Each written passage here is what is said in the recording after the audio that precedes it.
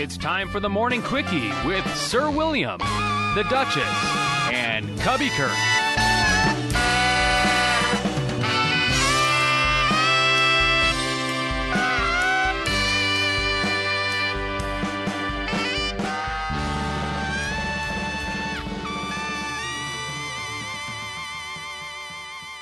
Good day, it's me, the Duchess, and I have with me none other than the one, the only, Sir William. I'm here. Do you have the news? I do. You ready?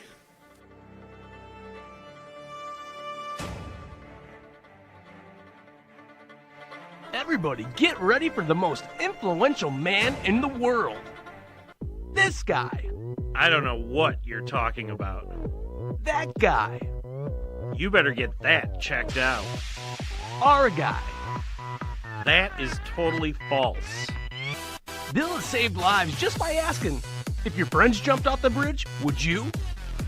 There's been multiple fertility clinics asking Bill for his help because if he did, they believe the world would be a better place. Everybody get ready for this guy. That guy, our guy, the most influential man in the world, Bill Guerin. And now in news headlines for Tuesday, December 11th, 2018. A big storm in North Carolina, a rare pre-Christmas storm, continued to pummel the Triangle on Monday, and Governor Roy Cooper reported the mix of snow and freezing rain has killed at least 3 people in North Carolina. A mix of sleet, snow, and freezing rain will persist into mid-afternoon, creating slick spots and poor visibility on the Triangle roads, according to the National Weather Service. By Monday morning, the North Carolina Highway Patrol had reported 672 car collisions statewide. Please realize the potential for danger is very real, said Highway Patrol Commander Glenn McNeil at a news conference. More than 2,000 trees fell during the winter storm, cutting power to more than 250,000 homes at the storm's peak. At 10:30 a.m. Monday, power outages still darkened 144,000 homes. It was a wild day on Wall Street as stocks rose on Monday, erasing sharp losses from earlier in the day, as shares of technology companies posted with strong rebounds across the board. The Dow Jones Industrial Average closed 34.31 points higher at 24,423.26, erasing a 507-point drop. The S&P 500 rose 0.2% to 2,637.72, while the tech-heavy NASDAQ composite jumped 0.7% to 7,020.52. Facebook shares rose 3.2%, while Amazon, Netflix, and Alphabet all rose more than 0.6%. Apple, meanwhile, erased a more than 2% pullback to close 0.65% higher. Donnie's second term. Since the day he was sworn in as president, whispers have circulated in Washington that Donald Trump won't run again in 2020. The logic goes like this: Trump can't stomach losing, or even the prospect of losing. Given where he is and has been in national polls, losing is a very real possibility. Faced with such an unacceptable rejection, Trump will walk away, proclaiming that his work as president is fully accomplished after a single term. I've never ever believed that the theory, for a simple reason. Trump has spent his entire life clamoring for the limelight and the recognition, grudging or otherwise, that being president affords him. Why would he ever walk away from that? Now, after the events of last Friday, Trump has even more incentive to stay in office because a sitting president can't be indicted. And just stop ordering these types of fast food. A new disturbing Ask Reddit thread attempts to lift the veil on some of the most popular fast food orders. Here, current and former fast food workers offer the items you should definitely stop ordering, whether because they're unsanitary, bad values, or just plain annoying to make. Fountain soda. I worked in a local coffee and donut shop, and nobody ever cleaned the soda machines. They were so gross the first time I cleaned them. I asked if anyone knew how to do it, and nobody knew. Nobody had ever done it. Iced cappuccino. The ice cap machine never gets cleaned. Never, ever. Bread twists. For the love of God, stop ordering our bread twists. Unless you want the cinnamon ones. You can order the Parmesan bread bites. It's the same amount of dough for like $3 cheaper. Nachos. For the same price as a burger or pasta or literally anything else in the menu. You got a fistful of cheese on top of some chips. The cheese comes in a can that looks like a super gross paint can. Coffee. Do not buy any coffee unless it's early morning when we first open. Otherwise, you're going to drink coffee that's been sitting out for a solid 5 hours at least. Decaf coffee. Maybe this is just the one I worked at, but we didn't actually brew any decaf. Whenever somebody ordered it, my manager would have me water down the regular coffee. Shrimp entrees. Don't buy shrimp entrees if you actually want a full meal. They purposely use a smaller serving spoon to make it appear like you're getting a lot of food. I believe it was 6 shrimps per serving, max. That was the policy. White mocha anything. Nobody who values their health should order a white mocha anything. It's absurdly unhealthy and disgusting to work with. Anything with ice. Ice machines do not get cleaned.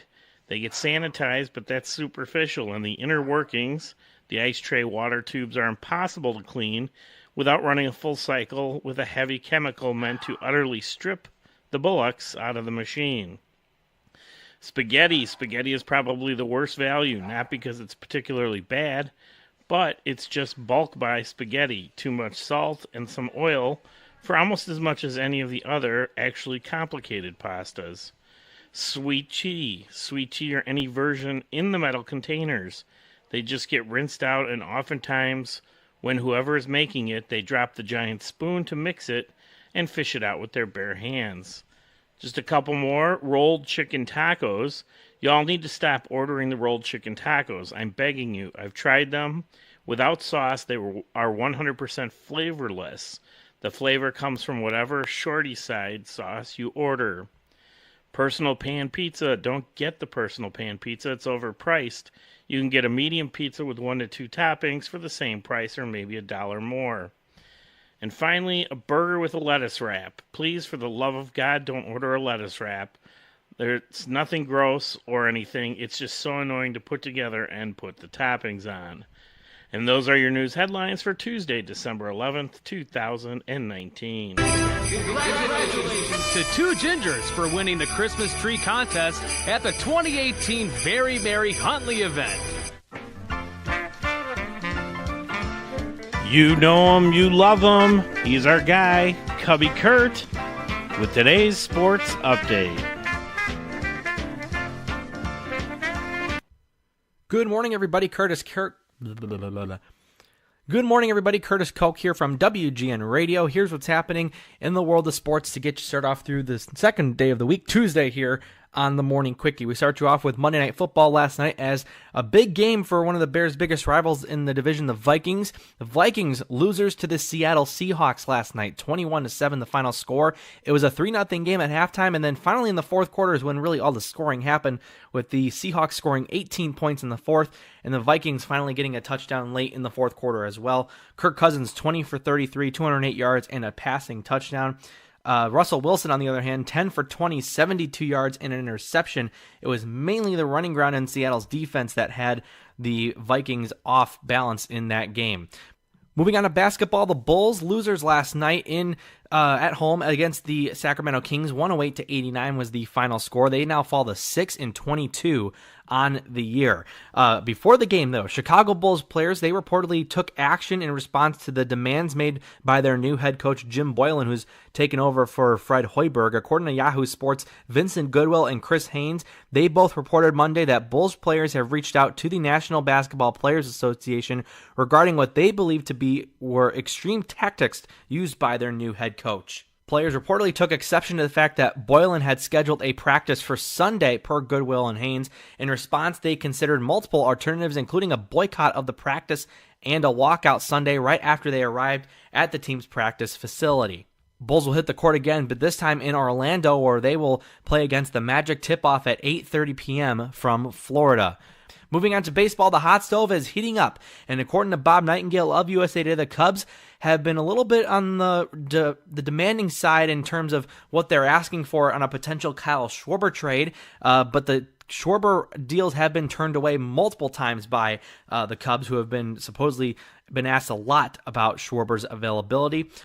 Other rumors out there, according to Bruce Levine of 670 The Score, there are supposed rumblings that the Ricketts family has signed off on a possibility of a big expenditure, meaning possibly Bryce Harper. On the other side of town, the White Sox are still linked to both the big-name free agents Bryce Harper and Manny Machado, although no progression as of this morning as to who is the preferred free agent for the White Sox. Just putting it together, whether it's little games or our special teams or our kind of end of games, start of games, just kind of you look at details of the season in each game, and you try to piece different parts together, and eventually we're gonna win. It's gonna happen. That was Blackhawks defenseman Connor Murphy, who on Sunday night got his season debut as he finally returned off the IR, had a couple of shots on goal and a good look too in his debut for the season for the Blackhawks, who currently sit at the bottom of the NHL standings with only 9 wins on the season so far. That's right, they haven't even hit double digits yet, just like the Bulls. Blackhawks are looking to snap that losing streak as they head to Winnipeg tonight to play the Jets. 7 o'clock puck drop from Canada. Then they'll return home tomorrow night for a matchup against the Pittsburgh Penguins. And then they'll play the Jets at home again on the 14th at the United Center. Puck drop on that Friday night at 7 p.m. I'm Curtis Koch, and that is your morning sports update. Duchess, what day is it? Today we celebrate National App Day. The word app was listed as the word of the year in 2010 by the American Dialect Society. Now we're talking about software applications, not jalapeno poppers. Apps quickly appeared as our mobile, cellular phones incorporated smart technologies including processing chips, internet connectivity, and touchscreen. The more you know. It's time. The most interesting woman in the world. Some say if she would have ran back in 2016, she would be the first woman president. The one, the only, the award-winning, the Duchess. Good day, podcast land. This is the Duchess, and here's our 7-day forecast. Today, sunshine with a high of 33 degrees. Tonight, you'll see a low of 25. Then tomorrow, snow showers in the morning with a high of 33. Thursday afternoon, showers of rain with a high of 37. Rain continues on Friday with a high of 38. Saturday, partly cloudy, a high of 39. Then Sunday, sunshine with a high of 37. Monday, partly cloudy with a high of 32.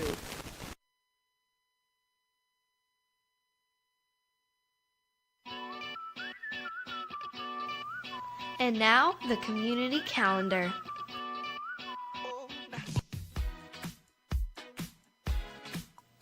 I love bringing us the community calendar. If you'd like me to announce something that's happening in our area, or maybe you have a special birthday or anniversary or even congratulations, hit me up on social media or email me at theduchess1015@gmail.com.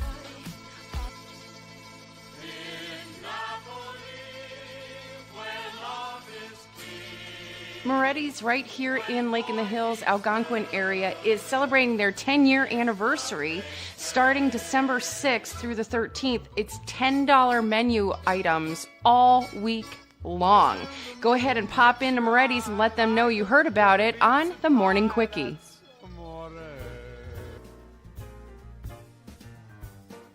Flurry Fest at Lake in the Hills Village Hall is happening Saturday, December 15th from 4 p.m. until 6 p.m.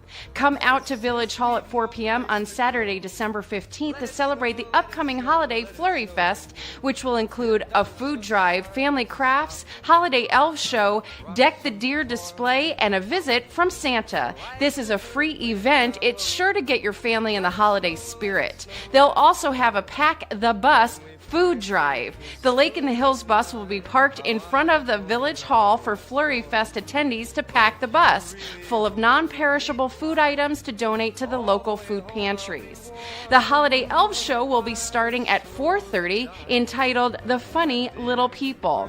They'll perform as holiday elves, inventive costuming, polished mini musicals, hilarious crowd interaction, and the big personalities of this holiday performance will make for a crowd favorite. There'll also be family crafts. You can warm up inside with hot chocolate and cookies while listening to great holiday music and making some fun crafts. This is a great family-free event on December 15th from 4 p.m. until 6 p.m. at the Lake in the Hills Village Hall. For more information, you can go online to www.lith.org.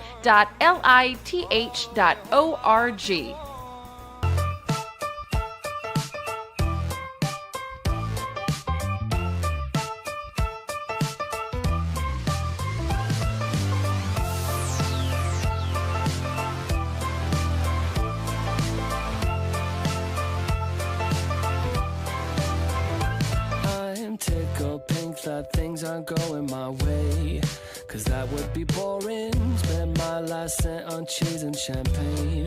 What a wonderful morning. Never mind, she declined to the first date. It was only on my birthday. Never mind all the lines on the highway.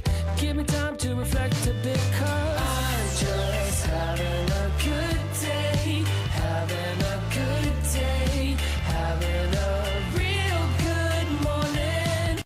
Hi, it's me, the Duchess. Sir William and I would like to thank you so much for joining us for the Morning Quickie. If you would be so kind as to share it with 2 of your closest friends, and please don't forget to click that subscribe button. We'd really appreciate it. Thanks. Make it a great day. Bye-bye. Stay classy. Bye-bye.